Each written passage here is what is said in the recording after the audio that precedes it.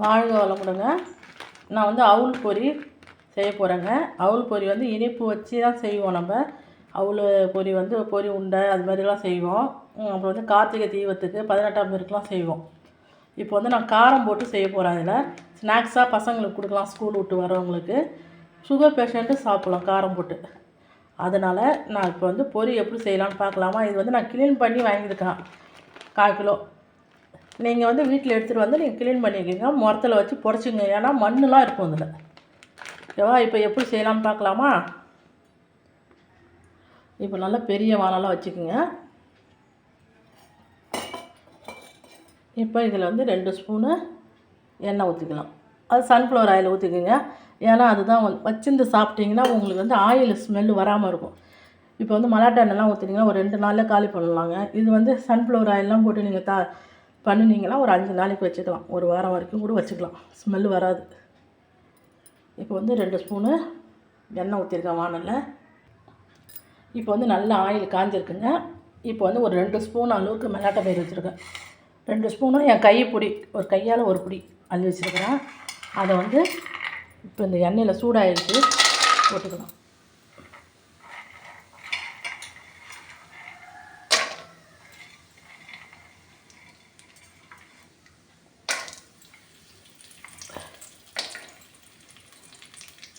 அப்படியே இதிலே வந்து கருவேப்பிலையும் போட்டுருங்க. அப்படியே வந்து நான் ஒரு 5-6 பூண்டு வந்து நல்லா நசுக்கி வச்சுருக்கேன் பாருங்கள். அப்படியே இதில் போட்டுருங்க.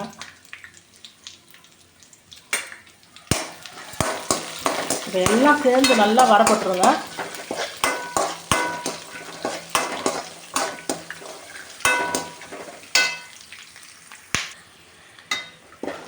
இப்போ வந்து இந்த வேர்க்கடலை, இந்த கருவேப்பிலை, பூண்டு எல்லாமே நல்லா வரப்பட்டுருக்கு பாருங்கள்.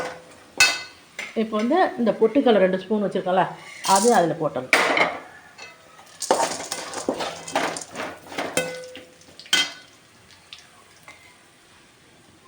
போட்டுட்டு 1/2 ஸ்பூனு மஞ்சள் பொடி, உப்பு வந்து தேவையான அளவுக்கு உப்பு நான் எடுத்து வச்சுருக்கேன் 1/2 ஸ்பூனு, காரப்பொடி 1 ஸ்பூனுங்க. 3 இதில் கொட்டிடும். அப்படியே அடுப்பு வந்து ஸ்லோ பண்ணிக்கோங்க. ஸ்லோ பண்ணிவிட்டு இந்த மசாலாவை நல்லா ஒரு பெரட்டி விடுங்க. பெரட்டி விட்டுட்டு இப்போ இந்த பொரி வச்சுருக்கோம் இல்லையா, க்ளீன் பண்ணி, இந்த பொரியை அவுள் பொரி அதில் வந்து கொட்டுறோம்.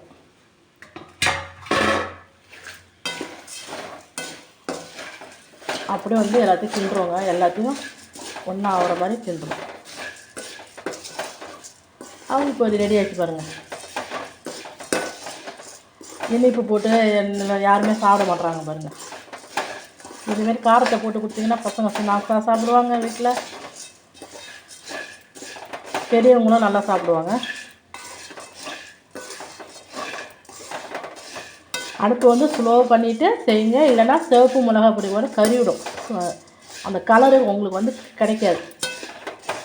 இந்த கலர் பார்க்கும் போது உங்களுக்கு எப்படி இருக்குது பாருங்கள். சூப்பராக இருக்குது பாருங்கள்.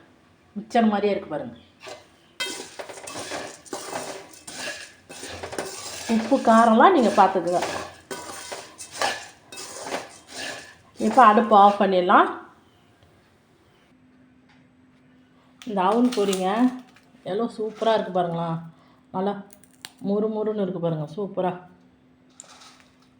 பசங்க வந்து ஸ்நாக்ஸை வந்து ஸ்கூல் விட்டு வந்ததுமே நீங்கள் லேஸெல்லாம் அதெல்லாம் வாங்கி கொடுக்காம, குறுக்குறே லேஸு அதெல்லாம் வாங்கி கொடுக்காம இதேமாரி அவுள் பொரியை வாங்கி போட்டு செஞ்சிங்கன்னா அவ்வளோ சூப்பராக இருக்குங்க ஒரு ஸ்நாக்ஸு. நம்மளும் டீ டைமில் இந்த ஸ்நாக்ஸு கொஞ்சம் அள்ளி சாப்பிட்லாம். இது அவுள் பொரிங்கிறதுனால எந்த எஃபெக்ட்டும் கிடையாதுங்க. உடம்புக்கு நல்லது தான். இந்த பாருங்கள், நான் இந்த மல்லாட்டை பயிர் எப்படி கலரு செஞ்சு நல்லா வரப்பட்டுருக்கு பாருங்களா. சூப்பராக இருக்குது பாருங்கள். நல்லா உப்புலாம் நல்லா கரெக்டாக நல்லா சூப்பராக இருக்குங்க. இந்த அவுள் பொரி உங்களுக்கு பிடிச்சிருந்தா லைக் பண்ணுங்கள், ஷேர் பண்ணுங்கள், சப்ஸ்கிரைப் பண்ணுங்கள். வணக்கம்.